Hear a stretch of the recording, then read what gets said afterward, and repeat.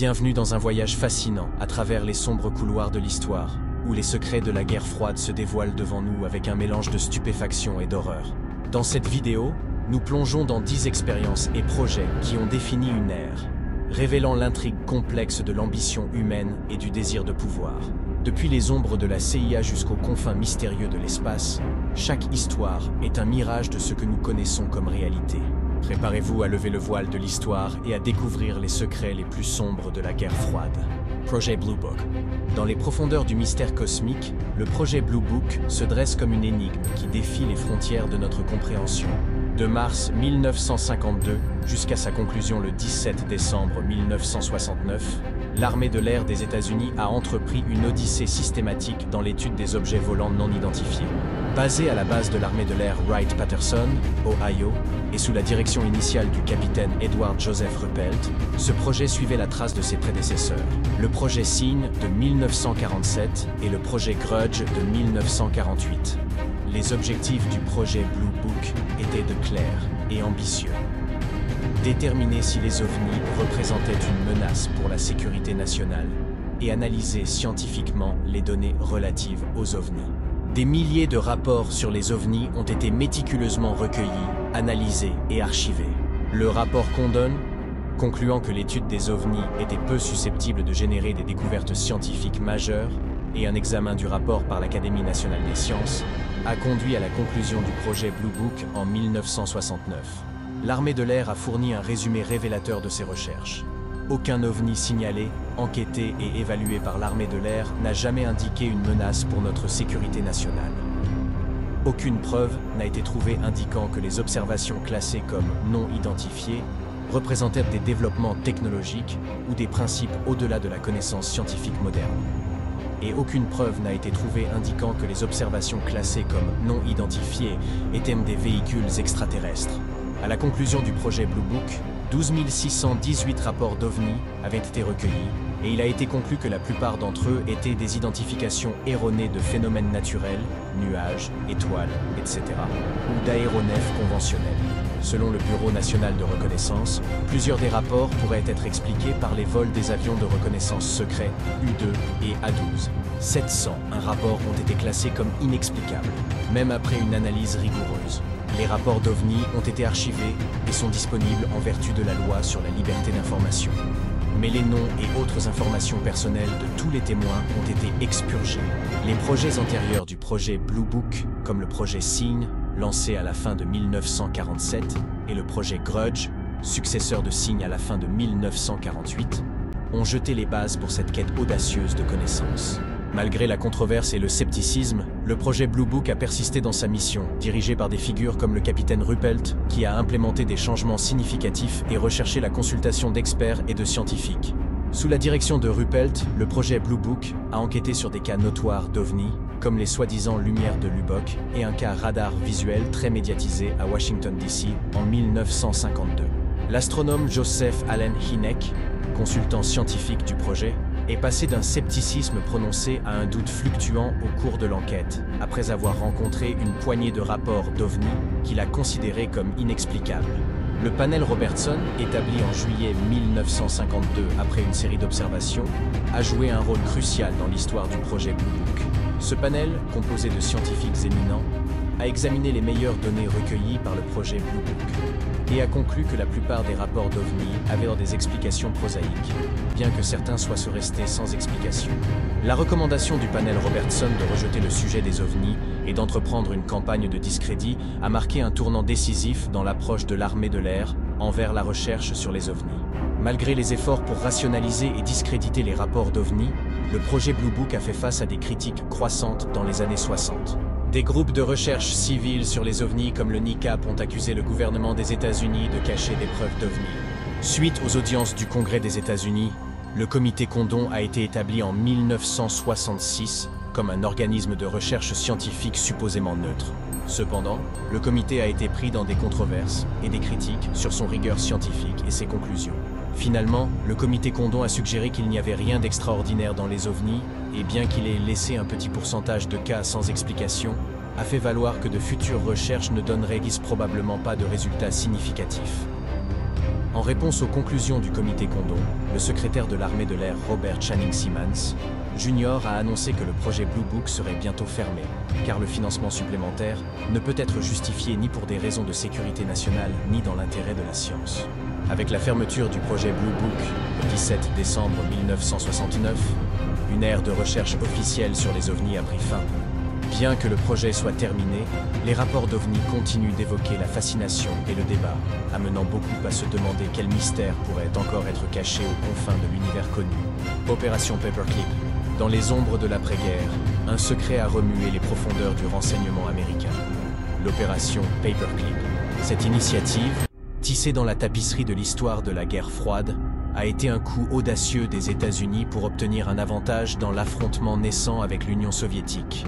Entre 1945 et 1959, plus de 1600 scientifiques, ingénieurs et techniciens allemands, arrachés des cendres de l'Allemagne nazie, ont été amenés sur les terres américaines. L'Agence des objectifs du renseignement conjoint, JIOA, et le Corps de contre-espionnage de l'armée des États-Unis, CIC, ont exécuté cette opération avec précision et discrétion. Beaucoup de ces Allemands, comme des ombres de leur passé, avaient été membres et même leaders du parti nazi. Au printemps de 1945, la Force expéditionnaire alliée suprême, SHAEF, a créé la Force T, une division de section spéciale qui a grandi à plus de 2000 personnes en juin. Ils ont enquêté sur 5000 objectifs allemands, cherchant de l'expertise dans des domaines tels que le caoutchouc synthétique, les catalyseurs pétroliers, de nouvelles armures, des armes V2, des avions propulsés par des fusées et des jets, des équipements navals et plus. La mission était claire, capturer le savoir allemand pour renforcer l'arsenal américain. Avec la détection de nombreux scientifiques allemands par les forces alliées avançant en avril 1945, la sous-division des sections spéciales a établi la section d'exploitation du personnel ennemi pour gérer et interroger ces individus. Un centre de détention, Dustbin, a été créé, d'abord à Paris, puis au château de Kranzberg, près de Francfort. Le Joint Chiefs of Staff des États-Unis a établi le premier programme secret de recrutement, nommé Opération Overcast, le 20 juillet 1945. Initialement conçu pour aider dans l'effort de guerre dans le Pacifique, sa portée s'est rapidement élargie. En novembre 1945, l'opération Overcast a été renommée Opération Paperclip. Les officiers du corps d'artillerie attachaient un trombone au dossier de ceux qui étaient des experts en fusée qu'ils voulaient employer aux États-Unis. Un geste simple, mais aux implications profondes. Bien que le projet n'ait pas été initialement dirigé contre l'Union soviétique, il est rapidement devenu une course pour empêcher les scientifiques allemands d'émigrer vers d'autres pays neutres, ou pire encore, vers l'Union soviétique. Les États-Unis se sont concentrés sur la Saxe et la Thuringe, qui, à partir du 1er juillet 1945, sont devenues une partie de la zone d'occupation soviétique. L'Union soviétique a déplacé plus de 2200 spécialistes nazis et leurs familles, plus de 6000 personnes au total, avec l'opération Oso-Aviakim en une seule nuit, le 22 octobre 1946. En septembre 1946, le président Truman a officiellement approuvé l'opération Paperclip, l'élargissant pour inclure 1000 scientifiques allemands sous garde militaire temporaire et limitée. L'existence du programme a été révélée aux médias en décembre 1946. Au milieu du chaos de la Seconde Guerre mondiale, l'Allemagne a fait face à des désavantages logistiques, exacerbés par l'échec de l'opération Barbarossa et son élan vers le Caucase. Les ressources allemandes s'épuisaient et leur complexe militaro-industriel était mal préparé à défendre le Grand Reich allemand contre la contre-offensive de l'Armée rouge. En 1943, le gouvernement allemand a commencé à rappeler des scientifiques, des ingénieurs et des techniciens du combat pour travailler en recherche et développement. La liste Osenberg, créée par l'ingénieur Werner Osenberg, a enregistré les noms de ces hommes politiquement fiables, les réinstallant dans un travail scientifique. La liste Osenberg, trouvée dans un toilette de l'université de Bonn en mars 1945, est arrivée entre les mains du renseignement britannique puis américain.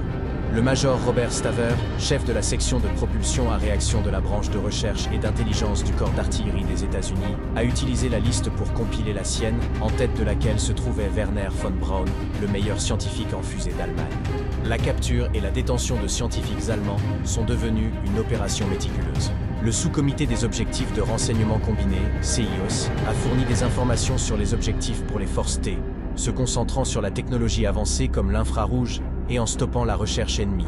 L'opération Safe Haven cherchait à empêcher l'émigration de scientifiques allemands vers des pays hostiles aux États-Unis.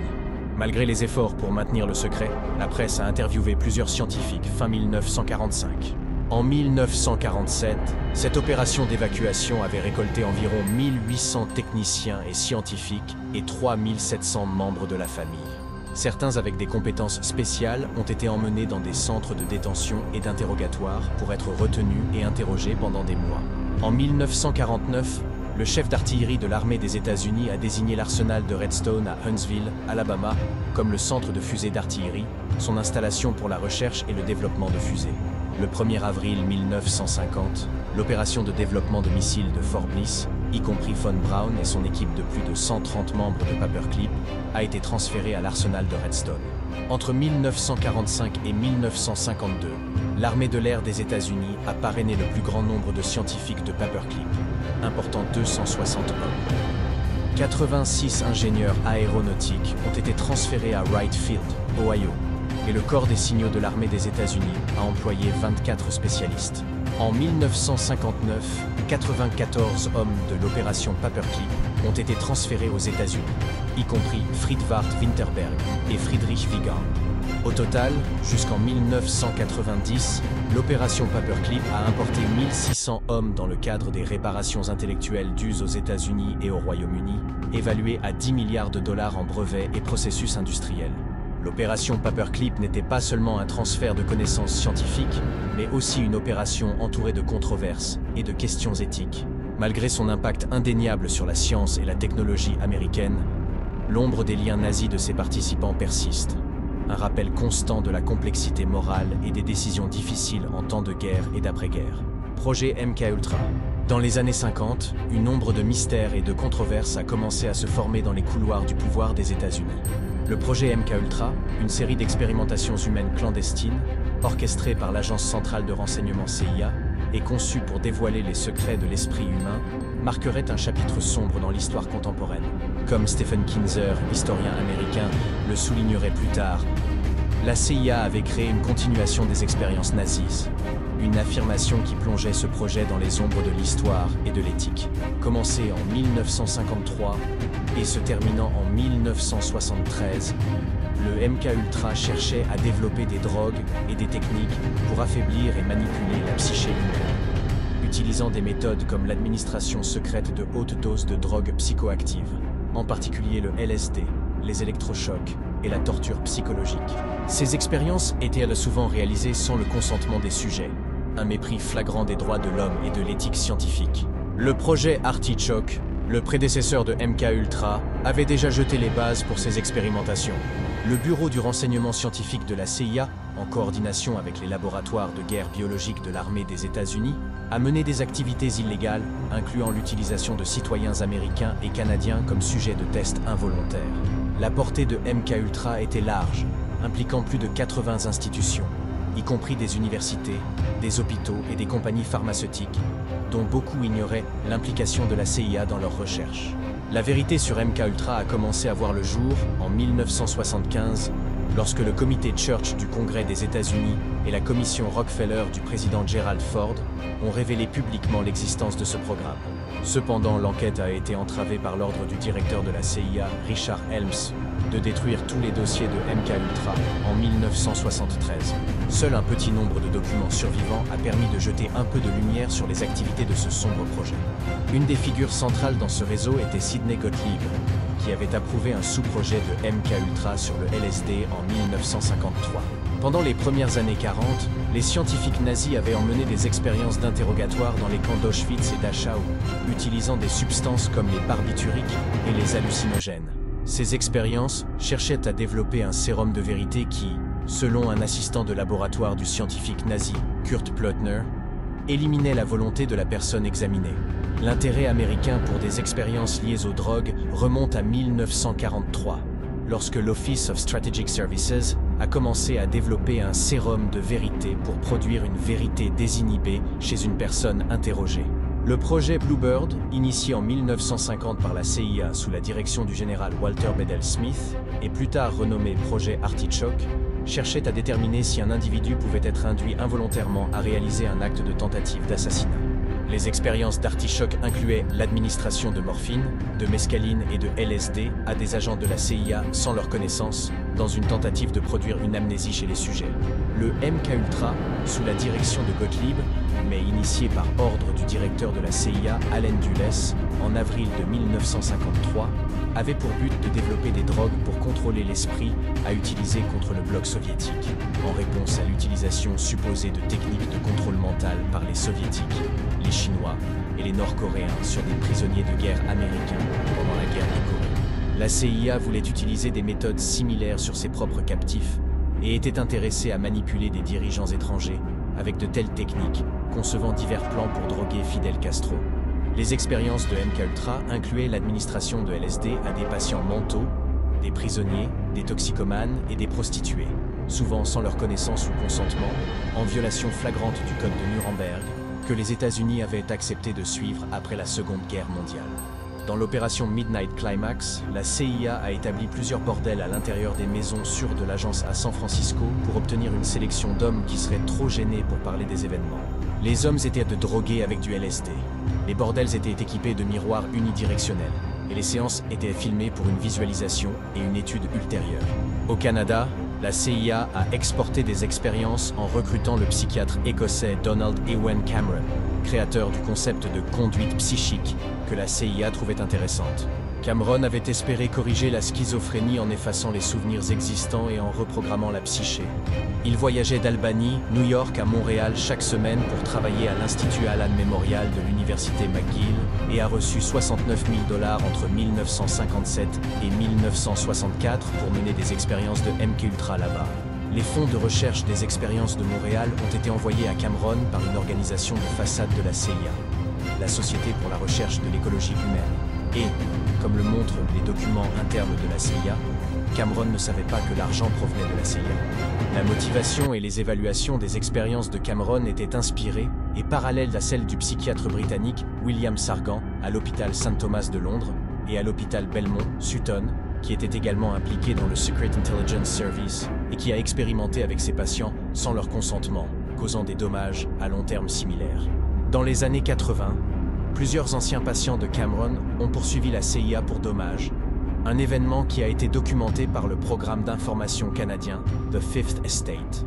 Leurs expériences et leurs poursuites ont été adaptées dans la mini-série télévisée de 1998, The Sleep Room. Naomi Klein soutient dans son livre La doctrine du choc que la recherche de Cameron et sa contribution au projet MK-Ultra ne concernaient pas le contrôle de l'esprit et le lavage de cerveau, mais plutôt la conception d'un système basé scientifiquement pour extraire des informations de sources récalcitrantes. En d'autres termes, la torture. Alfred William McCoy affirme que la CIA a tenté de concentrer l'attention des médias sur ces types de programmes ridicules pour que le public ne regarde pas l'objectif principal de la recherche, qui était des méthodes efficaces d'interrogation. Les expériences de MK-Ultra ont eu des effets durables et leurs implications éthiques continuent de résonner aujourd'hui.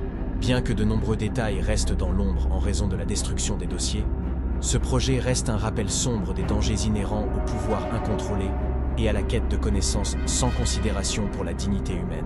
Projet Stargate. Dans les recoins les plus cachés de l'histoire militaire américaine se cache une narration si énigmatique qu'elle semble tirée d'un roman de science-fiction. C'est l'histoire du projet Stargate, une initiative secrète de l'armée des États-Unis, fondée en 1978 à Fort Meade, Maryland. Le projet, dirigé par l'Agence de renseignement de la défense, DIA, et SRI International, un entrepreneur de Californie, s'est plongé dans le monde mystérieux des phénomènes psychiques, cherchant des applications militaires et de renseignements intérieurs. Sous des noms aussi variés que Gondola Wish, Grill Flame, Center Lane et d'autres, ce projet s'est consolidé en 1991 sous le nom Projet Stargate. Le cœur du projet Stargate battait au rythme de la vision à distance.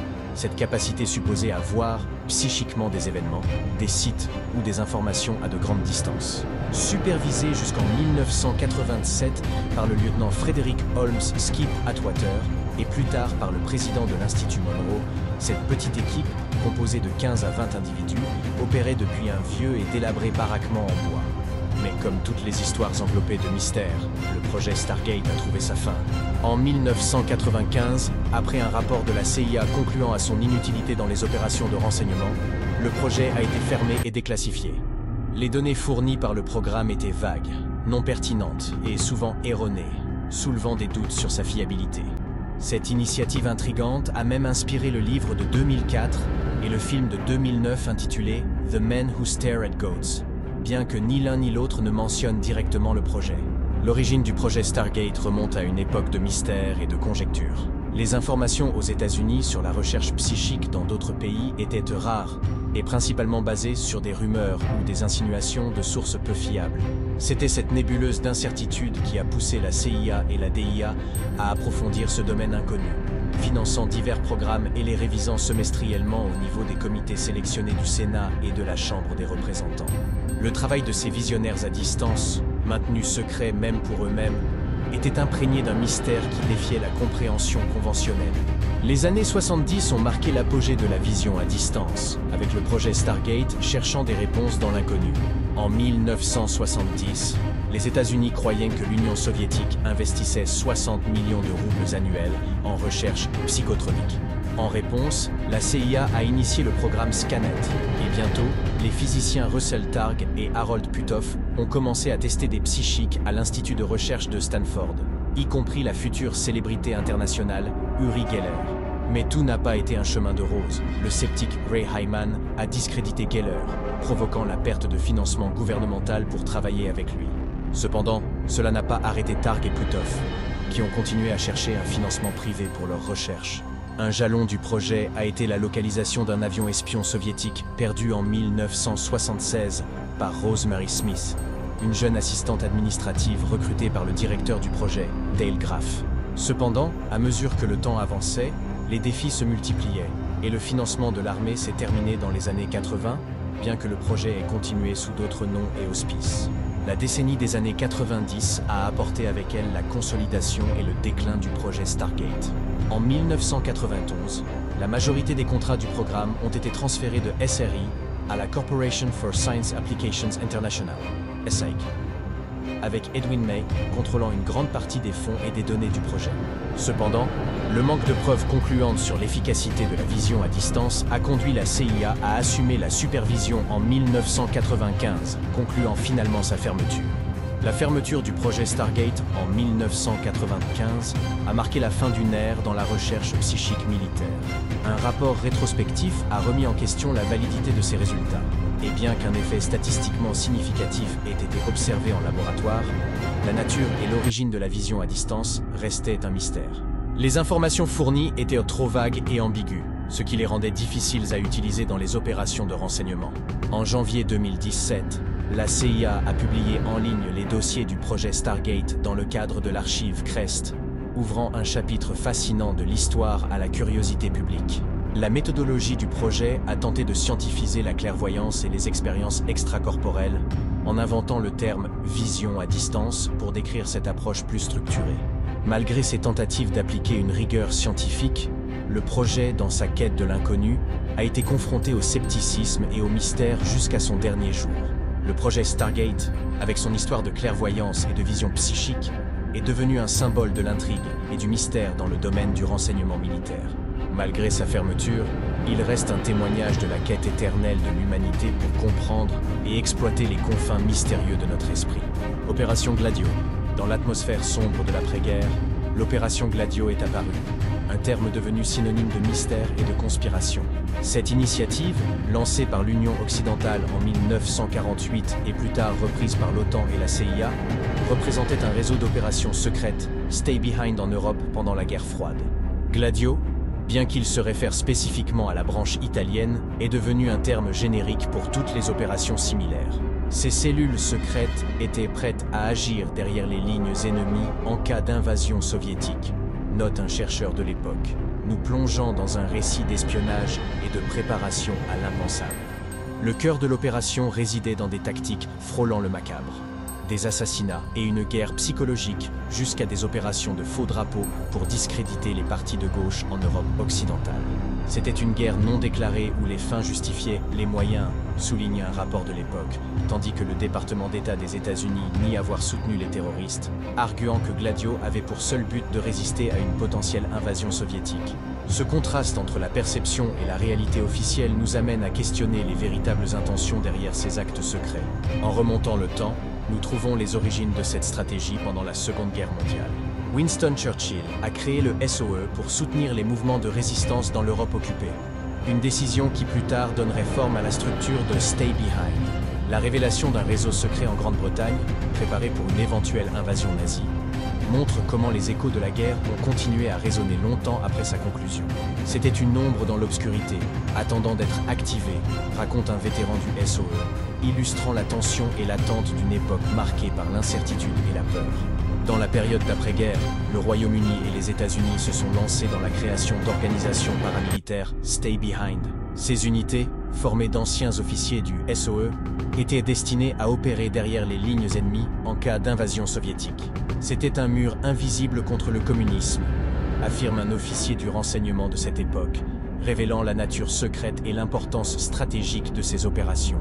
L'OTAN a facilité un forum pour intégrer et coordonner ses actifs dans le cadre de son plan de guerre d'urgence, unifiant les efforts à l'échelle internationale et démontrant l'ampleur de la préoccupation occidentale face à la menace soviétique. En Italie, la révélation de Gladio italien en 1990 par le Premier ministre Giulio Andreotti a secoué la nation. Cette découverte a jeté la lumière sur une série d'interventions secrètes et de connexions avec le terrorisme, provoquant un choc dans la société italienne.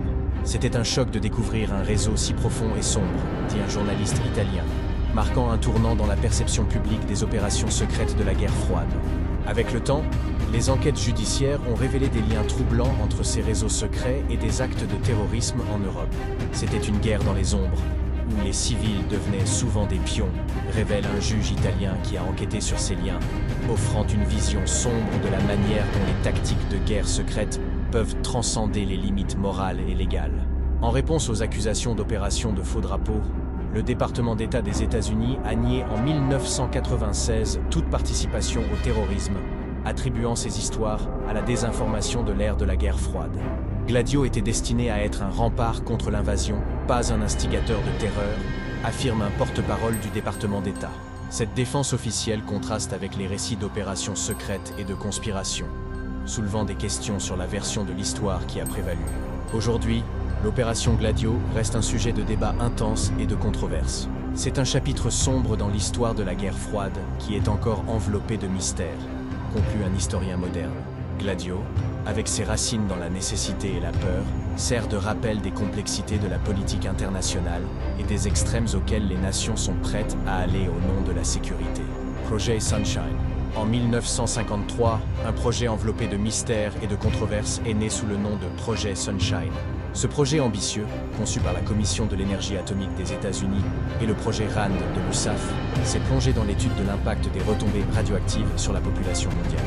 Le projet Sunshine, initialement gardé secret, a été révélé en 1956, révélant un scénario combinant la science avancée avec des préoccupations éthiques profondes.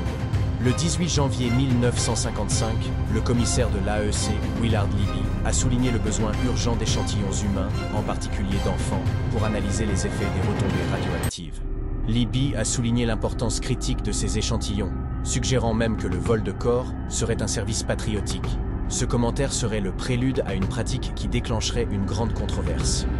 L'utilisation de plus de 1500 échantillons de cadavres, dont beaucoup étaient des bébés et de jeunes enfants, sans le consentement ou la connaissance de leurs parents. En 1958, le projet Sunshine s'est étendu à la Belgique, adoptant une approche légèrement différente en analysant les sols dans les régions agricoles plutôt que les os humains. Les scientifiques belges, cherchant à comprendre l'effet du strontium 90 dans les sols et son transfert à la chaîne alimentaire, ont mené des recherches à la fois dans des conditions naturelles et contrôlées. L'impact du strontium 90 dans le lait de vache, un sujet d'importance vitale pour la santé publique, a été abordé en 1957 par Louis Whitlock, directeur de l'éducation pour la santé au Conseil national des produits laitiers à Chicago. Whitlock a soutenu que les effets du strontium-90 ne seraient pas préjudiciables à la population générale des États-Unis, comparant la radioactivité présente naturellement, comme le potassium-40, à celle générée par les retombées radioactives. Le projet Sunshine, avec ses études et controverses, est devenu un exemple de la complexité de la recherche scientifique à l'ère nucléaire. Les tensions entre l'avancement scientifique, l'éthique et la sécurité publique se sont entrelacées dans ce projet, offrant un miroir des préoccupations d'une ère marquée par la menace nucléaire. Opération Chaos. Dans les profondeurs de la guerre froide, entre 1967 et 1974, a émergé des ombres une opération d'espionnage domestique de la CIA, connue sous le nom d'Opération Chaos ou MH Chaos, établie par le président Lyndon B. Johnson et étendue sous Richard Nixon. Cette opération, dirigée par Richard Helms et exécutée par James Jesus Angleton et Richard Ober, avait une mission inquiétante: découvrir la possible influence étrangère sur les mouvements de protestation raciaux, anti-guerre et autres sur le sol américain. Le distinctif MH dans son nom faisait référence à son domaine d'opération globale, un détail qui présageait l'ampleur et l'obscurité de ses activités. Le contexte de Chaos remonte à 1959, lorsque la CIA a commencé des opérations domestiques pour recruter des exilés cubains contre Fidel Castro. Avec la formation de la division des opérations domestiques en 1964 et la demande de Johnson en 1965 pour enquêter sur la dissidence domestique, indépendamment du FBI, la CIA s'est aventurée dans un territoire obscur, frôlant la légalité et l'éthique. L'ambiguïté de son mandat initial, qui ne spécifiait pas l'interdiction de collecter des renseignements domestiques, s'est transformée en une série de programmes espionnant les citoyens américains. Sous l'ombre de la sécurité nationale, l'opération Chaos et des projets connexes comme Ashlinghwal et Merrimack se sont plongés dans le cœur de la dissidence américaine. Depuis l'interception de lettres entre les États-Unis et l'Union soviétique jusqu'à l'infiltration de mouvements anti-guerre et d'organisations radicales, la CIA a secrètement cherché à saper toute influence étrangère perçue. Avec l'ascension de Nixon en 1969, ses activités se sont consolidées en Chaos, élargissant sa portée à travers des méthodes comme la surveillance physique et l'écoute électronique, allant jusqu'à espionner l'ambassade israélienne et des groupes juifs domestiques. Les opérations de Chaos ne se limitèrent pas à l'observation passive. Ces tentacules se sont étendus à des groupes proéminents de l'époque, comme les étudiants pour une société démocratique et le parti Panthère Noire. À la fin de son exécution, Chaos avait accumulé des dossiers sur 7200 Américains et un index informatique d'environ 300 000 personnes et 1000 groupes, un témoignage glaçant de son envergure. Malgré l'ambition de Chaos de découvrir des contacts illégaux et subversifs entre les manifestants américains et des éléments étrangers, Helms a informé Johnson en 1967 et a répété en 1969 qu'aucune preuve de tel contact n'avait été trouvée. Le projet, après avoir généré 6 rapports pour la Maison-Blanche et 34 pour les fonctionnaires de niveau de cabinet, s'est révélé être une intrusion profonde et controversée dans la vie privée des citoyens. L'exposition de l'opération Chaos est arrivée en 1974 lorsque le journaliste d'investigation Seymour Hersh a publié un article dans The New York Times, déclenchant un scandale qui a coïncidé avec l'apogée du Watergate. En réponse à l'indignation publique et à la pression gouvernementale, la commission Rockefeller a été lancée pour enquêter sur ces activités, une mesure qui a révélé l'intrusion de la CIA dans les affaires domestiques. George Walker Bush, alors directeur de la CIA, a admis que l'opération avait résulté en une accumulation indue de matériel sur des activités domestiques légitimes. Une reconnaissance tacite que la ligne entre la sécurité nationale et les droits civils avait été dangereusement franchie. Project HAARP, High Frequency Active Auroral Research Program. Aux frontières de notre atmosphère, où la science rencontre l'imagination, se trouve le programme de recherche de l'aurore active de haute fréquence AHARP, un projet de l'Université de l'Alaska à Fairbanks. Ce programme mystérieux, qui étudie l'ionosphère, la partie la plus haute et ionisée de l'atmosphère terrestre, a été à la fois un centre de recherche scientifique et un foyer de théorie du complot. L'instrument le plus remarquable de HAARP est l'instrument de recherche ionosphérique, IRI, un émetteur de radiofréquences de haute puissance fonctionnant dans la bande de haute fréquence, HF. Cet appareil puissant est conçu pour exciter temporairement une zone limitée de l'ionosphère, utilisant d'autres instruments comme des radars VHF et UHF, un magnétomètre de porte de flux, un digisonde, un appareil de sondage ionosphérique et un magnétomètre d'induction pour étudier les processus physiques dans la région excitée. financé conjointement par la Force aérienne des États-Unis, la Marine des États-Unis, l'Université de l'Alaska à Fairbanks et l'Agence de projets de recherche avancée de défense, DARPA.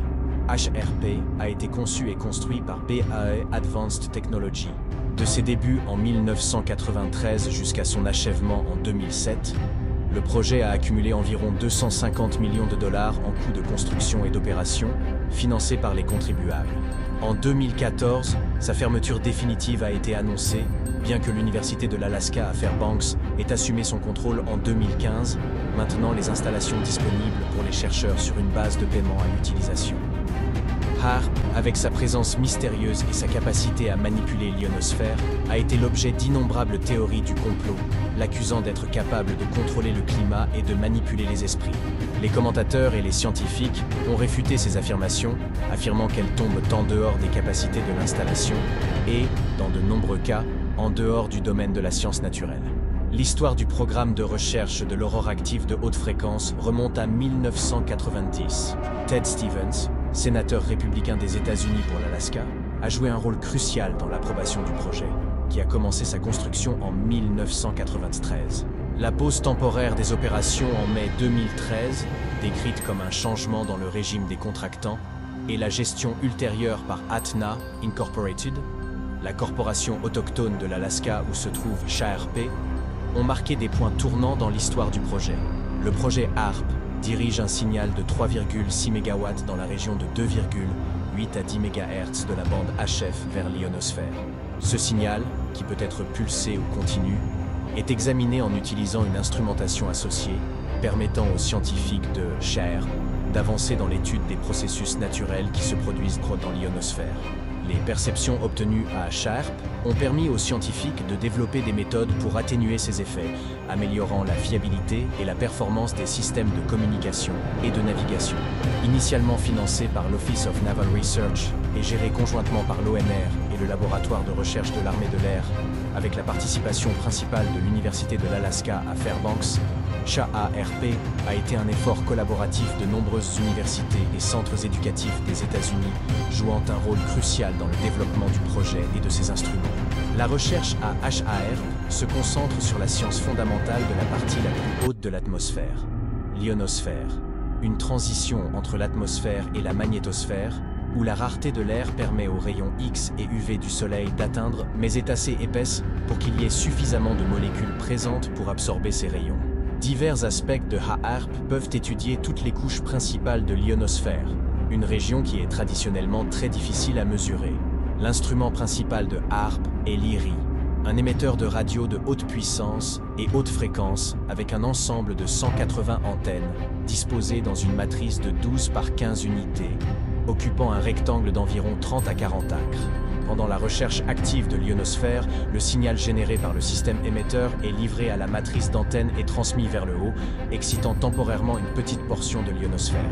HARP a été l'objet de nombreuses théories du complot, avec des individus spéculant sur des motivations et des capacités cachées du projet. Ces accusations incluent tout, de la manipulation du climat et la provocation de tremblements de terre au contrôle mental et à l'altération des signaux des satellites. Malgré les affirmations extravagantes, les scientifiques ont réfuté à plusieurs reprises ces théories, affirmant que les capacités attribuées à HARP sont au-delà de ses possibilités réelles et, dans de nombreux cas, au-delà des limites de la science. Dans la culture populaire, HARP est devenu un sujet récurrent, inspirant des albums de musique aux jeux vidéo et séries télévisées. Par exemple, le groupe de rock Muse a sorti un album live intitulé HARP, et le projet a été le sujet de romans comme La route de Gacona de Jean-Paul Jody. De plus, HARP est apparu dans des jeux vidéo comme X-Men Legends et dans la série télévisée 7 Days. HARP reste un centre d'attention dans le domaine scientifique et un point de fascination dans le monde de la conspiration et de la culture populaire.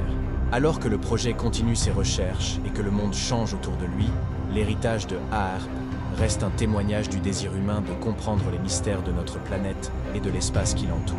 Opération Northwoods. Dans les ombres de la guerre froide, l'opération Northwoods se dresse comme un chapitre sombre dans l'histoire des tactiques secrètes des États-Unis. Conçu en 1962 par le département de la Défense, ce plan proposait une série d'actes de terrorisme perpétrés par des agents de la CIA, mais faussement attribués au gouvernement cubain. Ces actes sinistres incluaient la commande à distance d'avions civils déguisés en avions militaires américains et l'abattage fictif d'un avion de chasse des États-Unis près des côtes cubaines. Le but, justifier une guerre contre Cuba. Le cœur de l'opération résidait dans la crainte des États-Unis envers le communisme de Fidel Castro, qui avait pris le pouvoir à Cuba en 1959, suscitant l'alarme aux États-Unis en raison de sa proximité avec l'Union soviétique. L'opération Northwoods visait à fabriquer un soutien public pour une guerre, en attribuant faussement des actes terroristes au gouvernement cubain. Ce plan complexe comprenait des propositions supplémentaires, telles que des campagnes terroristes à Miami et dans d'autres villes de Floride, ainsi qu'à Washington, toutes destinées à peindre une image fausse de Castro et à désinformer le public américain. Rédigé par les chefs d'état-major interarmés et signé par le président Lyman Lemnitzer, l'opération a été envoyée au secrétaire à la Défense, mais n'a jamais reçu le feu vert. Elle a été autorisée par les chefs d'état-major interarmés, mais rejetée plus tard par le président John Fitzgerald Kennedy. Les détails de l'opération Northwoods ont été dévoilés dans un document intitulé « Justification pour l'intervention militaire des États-Unis à Cuba, TS », un ensemble de mémorandums secrets du département de la Défense et des chefs d'état-major interarmés. Présenté à Robert McNamara, secrétaire à la Défense, en 1962, le document proposait à la fois des opérations secrètes et ouvertes. L'existence de ce document a été gardée secrète jusqu'à sa divulgation par la Junta de révision de Registros de Asesinatos de John Fitzgerald Kennedy en 1997. L'appendice à l'enveloppe A et l'annexe à l'appendice à l'enveloppe A du document Northwoods, contenant les propositions d'organiser des attaques terroristes sous faux drapeau, ont été publiés pour la première fois en ligne en 1998 par le National Security Archive, en collaboration avec CNN. Au cœur de l'opération Northwoods se trouvaient des provocations méticuleusement planifiées, conçues par le brigadier général Edward Lansdale. Ces provocations sous faux drapeau chercheraient un soutien international pour l'intervention militaire à Cuba. Le plan envisageait plusieurs étapes, comme provoquer une réaction de Cuba contre les États-Unis et la blâmer pour des hostilités à Guantanamo, suivies par des opérations offensives et l'intervention militaire américaine à grande échelle.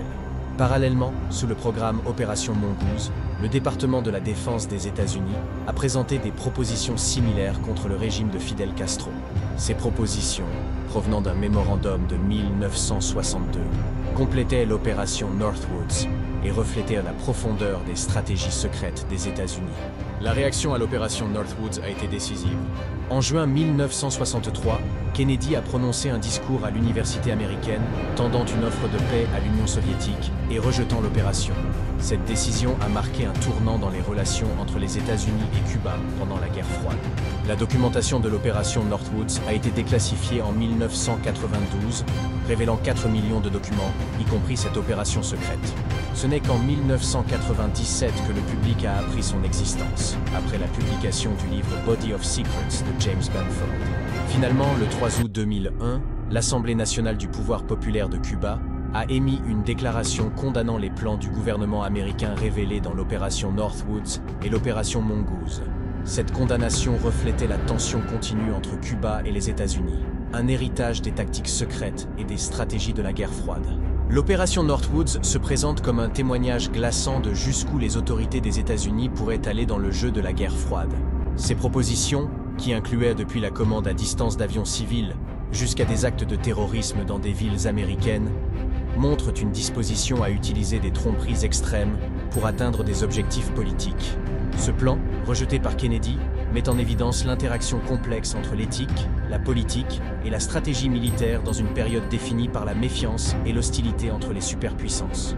Au-delà de ses implications immédiates dans la politique américaine, l'opération Northwoods soulève des questions profondes sur la nature de la guerre, la propagande et l'utilisation de la tromperie dans les relations internationales. La révélation de telles propositions, des années plus tard, a suscité un débat significatif sur les limites des opérations militaires et de renseignement, en particulier en ce qui concerne la manipulation de l'opinion publique et la réalisation d'actes sous faux drapeau. En fin de compte, l'histoire de l'opération Northwoods sert de rappel prudent des dangers inhérents au jeu de pouvoir de la guerre froide. Elle illustre comment, au nom de la sécurité nationale et de la politique étrangère, des stratégies peuvent être conçues qui franchissent les limites de l'éthique et du droit international. Bien qu'elle n'ait jamais été mise en œuvre, sa simple proposition laisse une empreinte indélébile dans l'histoire des opérations secrètes américaines et résonne comme un écho sombre de ce qui aurait pu être dans un monde consumé par la méfiance et la peur. Projet Manhattan. Le projet Manhattan, une initiative qui a profondément transformé la trajectoire de l'humanité, a commencé son parcours dans un contexte d'urgence et de défi.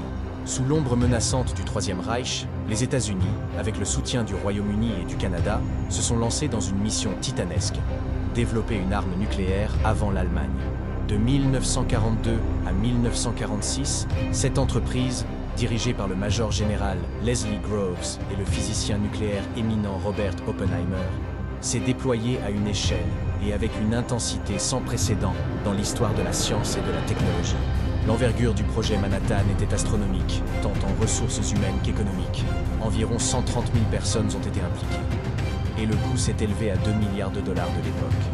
Un chiffre qui équivaudrait aujourd'hui à environ 26 milliards de dollars. Cette vaste dépense a été principalement consacrée à la construction d'infrastructures et à la production de matières fissiles, laissant une part moindre, mais non moins cruciale, pour le développement et la fabrication des armes nucléaires. Ce projet a transcendé les frontières, s'étendant à travers plus de 30 sites aux États-Unis, au Royaume-Uni et au Canada, devenant un véritable exemple de collaboration internationale en temps de crise. Au cœur du projet Manhattan se trouvaient deux innovations technologiques sans précédent, les bombes atomiques Little Boy et Fat Man. Alors que Little Boy utilisait un mécanisme de fission de type canon relativement simple basé sur l'uranium-235, Fat Man représentait un exploit d'ingénierie plus complexe, une bombe à implosion nucléaire utilisant du plutonium. Ces avancées n'étaient pas de simples réalisations scientifiques, elles étaient les clés qui ouvriraient à une nouvelle ère dans la technologie de guerre. Mais le projet Manhattan ne s'est pas seulement concentré sur la construction d'armes dévastatrices. Une partie intégrante de sa mission était la collecte de renseignements sur le projet nucléaire allemand. À travers l'opération Alsos, le personnel du projet s'est infiltré en Europe, même derrière les lignes ennemies, pour recueillir des matériaux nucléaires et des documents et capturer des scientifiques allemands. Cette facette du projet souligne la nature multifacette de la guerre sur le front scientifique, où la collecte d'informations était aussi vitale que la production d'armements. Malgré les strictes mesures de sécurité du projet Manhattan, il n'a pas été exempt d'infiltration. Les espions soviétiques ont réussi à accéder à ces secrets, démontrant que même les projets les plus gardés ne sont pas complètement à l'abri contre l'intelligence ennemie. Cette brèche de sécurité a révélé la complexité de maintenir un projet de cette ampleur sous une confidentialité totale. Le détonateur qui a marqué un jalon dans l'histoire du projet Manhattan a été l'essai Trinity, réalisé le 16 juillet 1945 au Nouveau-Mexique. Ce fut le premier dispositif nucléaire à être détoné, un événement qui n'était pas seulement un triomphe technique, mais aussi un moment de réflexion profonde sur le pouvoir que l'humanité avait déchaîné. L'essai Trinity a été le prélude au bombardement atomique d'Hiroshima et de Nagasaki, où les bombes Little Boy et Fat Man ont été utilisées avec des conséquences dévastatrices. Ces actes n'ont pas seulement changé le cours de la Seconde Guerre mondiale, mais ont également soulevé des questions éthiques et morales qui résonnent encore dans le débat contemporain. Dans les années suivant la guerre, le projet Manhattan a continué à laisser son empreinte. Il a mené des essais d'armes dans l'atoll de Bikini dans le cadre de l'opération Crossroads, développé de nouvelles armes, stimulé le développement d'un réseau de laboratoires nationaux, soutenu la recherche médicale en radiologie et jeté les bases de la marine nucléaire des États-Unis. Ce legs ne s'est pas seulement reflété dans les avancées militaires, mais aussi dans les progrès scientifiques et technologiques qui ont émergé de cette période d'intense recherche et développement. Le projet Manhattan a également joué un rôle crucial dans la collaboration internationale, absorbant et élargissant la recherche de son homologue britannique, Tube Alloys. Avec l'approbation du président Roosevelt le 9 octobre 1941, le projet a gagné un élan significatif.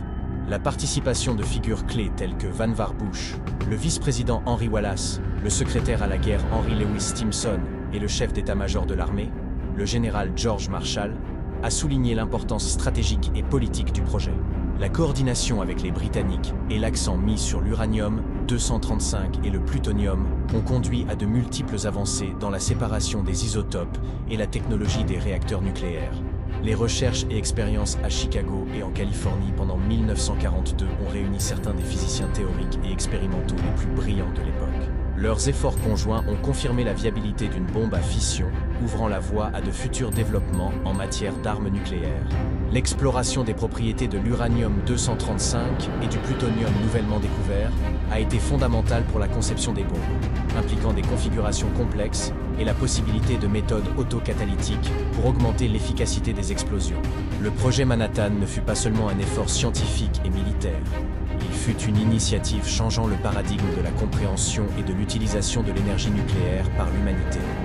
Ce projet multifacette n'a pas seulement conduit au développement d'armes nucléaires, mais a également marqué le début de l'ère atomique, avec des implications profondes pour la politique internationale, la sécurité et le progrès scientifique. La capacité de mobiliser des ressources, du talent et du savoir à une échelle sans précédent a établi un modèle pour de futurs projets de recherche scientifique et technologique à travers le monde. L'héritage du projet Manhattan demeure un rappel des responsabilités éthiques et des défis qui accompagnent le pouvoir de la technologie et du savoir humain. Son influence perdure, façonnant la manière dont nous abordons les dilemmes de l'ère nucléaire et nous rappelant les implications de nos actions au niveau mondial. Maintenant que nous avons voyagé ensemble à travers les couloirs les plus sombres de l'histoire, découvrant des projets secrets et des expériences qui ont défini et, dans certains cas, détourné le cours de l'humanité, je souhaite connaître votre opinion. Quel projet ou expérience vous a le plus marqué et pourquoi? Pensez-vous qu'il y a encore des leçons à tirer de ces chapitres sombres de notre passé? Laissez votre commentaire ci-dessous. Je suis très intéressé par votre point de vue et comment ces sujets résonnent avec vous. Rappelez-vous, votre opinion est une partie précieuse de cette conversation historique. Commentez maintenant et faisons partie du dialogue. Connaissez-vous les opérations sous faux drapeau qui ont le plus marqué l'histoire de l'humanité? Découvrez comment ces opérations ont changé l'histoire que nous connaissons et que nous vivons. Cliquez sur oui et découvrez-les.